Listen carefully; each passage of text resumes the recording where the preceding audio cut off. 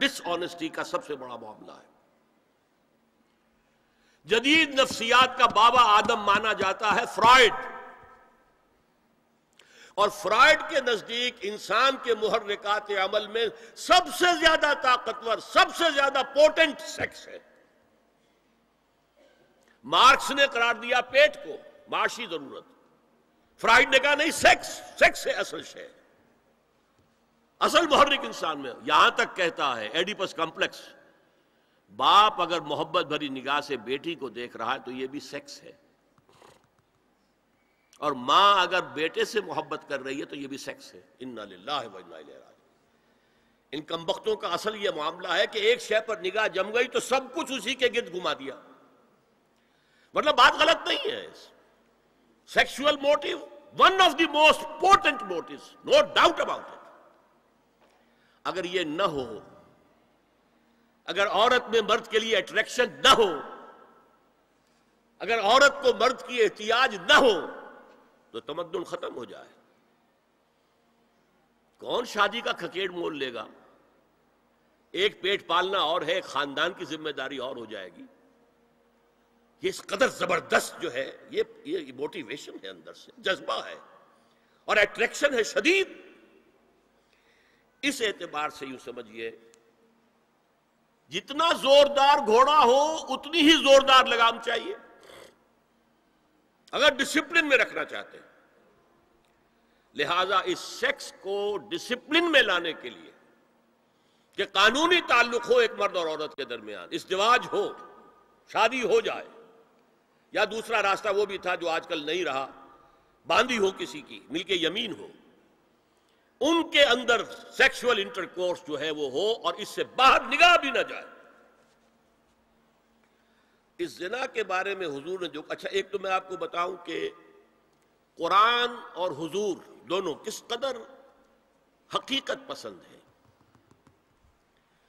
سورہ آل عمران میں فرمایا زُيِّنَ لِلنَّاسِ حُبُّ الشَّهَوَاتِ مِنَ النِّسَاءِ وَالْبَنِينَ وَالْقَنَاطِيرِ الْمُقَنطَرَةِ مِنَ الذَّهَبِ وَالْفِضَّةِ وَالْخَيْلِ الْمُسَوَّمَةِ وَالْأَنْعَامِ وَالْحَرْثِ. انسان کے اندر محبت پلا دی گئی ہے، مزین کر دی گئی ہے. کن کن چیزوں کی؟ سب سے پہلے عورت، سب سے امپورٹنٹ موٹیو عورت، پھر بیٹے،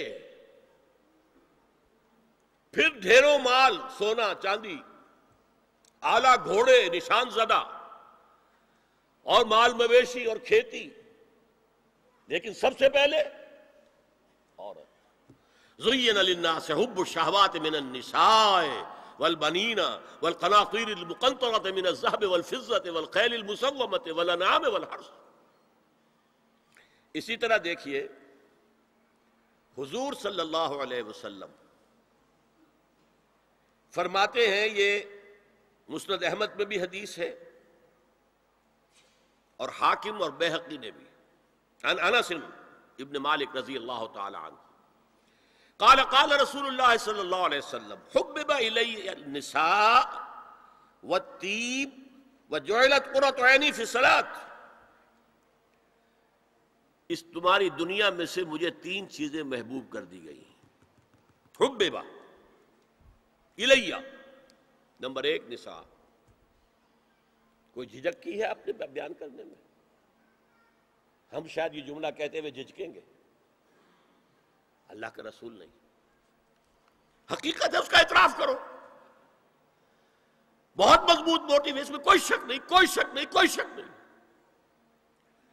حبب الی النساء والطیب، خوشبو، وجعلت قرۃ عینی فی الصلاۃ، اور میرے آنکھوں کی ٹھنڈک نماز میں ہے.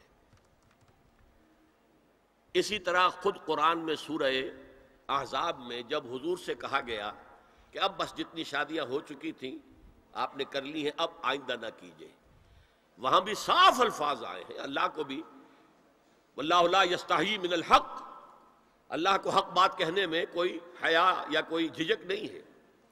وَلَوْ أَعْجَبَكَ حُسْنُهُنَّ، اے نبی چاہے عورتوں کا حسن جو ہے وہ آپ کو بھلا لگے، لیکن اب آئندہ شادی نہیں.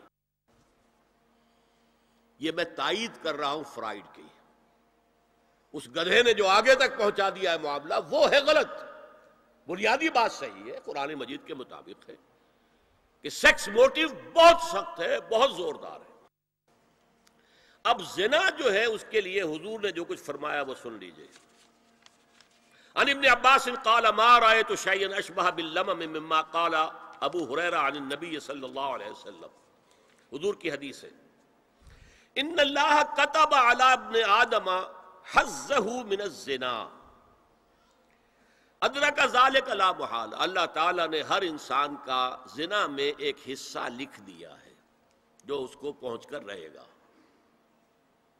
فزنا العین النظر، آنکھوں کا زنا ہے نامحرم عورت کو دیکھنا، یہ بھی زنا ہے. اگر زنا کو روکنا ہے تو یہاں پر بھی قدغن لگے گی.